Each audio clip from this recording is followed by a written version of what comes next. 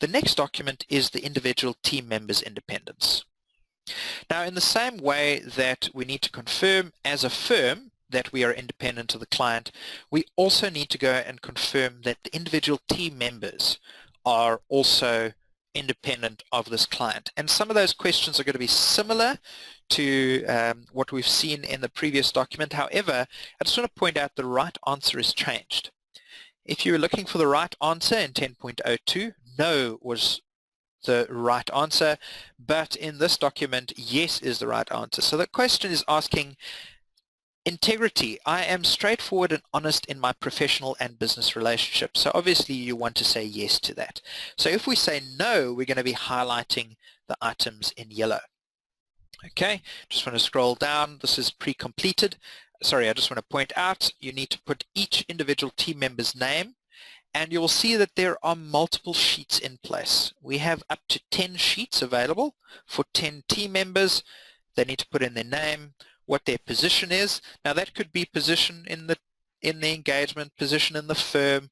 There is a spot for a personnel or an ID number. This is up to your firm what you want to insert into these cells, so just need to be consistent, I think, is the only real question there, is you do want to look for consistency. As we scroll down, the next question here is independence.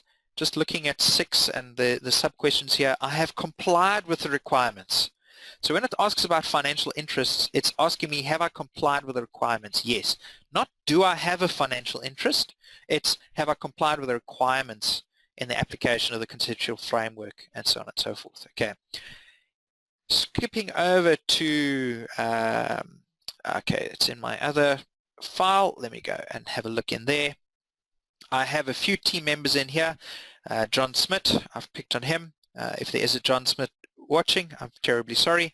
But what you will see here is there are a number of no answers, and in this case, as is the case with the firm independence, it's coming up with green and yellow cells just to mark for the reviewer where things need to be completed. Once again, hyperlinks are possible. But once again, I'm going to leave some of these exceptions in this file to show you what the output is at the end of the day. Okay, then the sign-offs are very important. In this case, I've left the sign-off blank, but to look at one of the earlier ones, there is a spot for you to go and insert your initials and date. Now, this does not work with the electronic sign-offs on the right-hand side. You do need to manually go and insert your initials and the date, and it does later report to me whether or not that has happened. I want to also point out that there is also a cell here for the at finalization of the audit. There is actually a requirement to come back after the audit and just confirm these questions once again.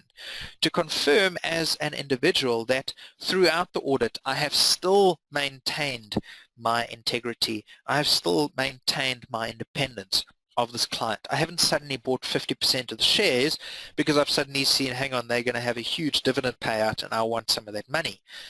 We don't want to have insider trading with our clerks. Okay, so please take note of the finalization sign-off, and when we get to the finalization section, you will see that this pops up.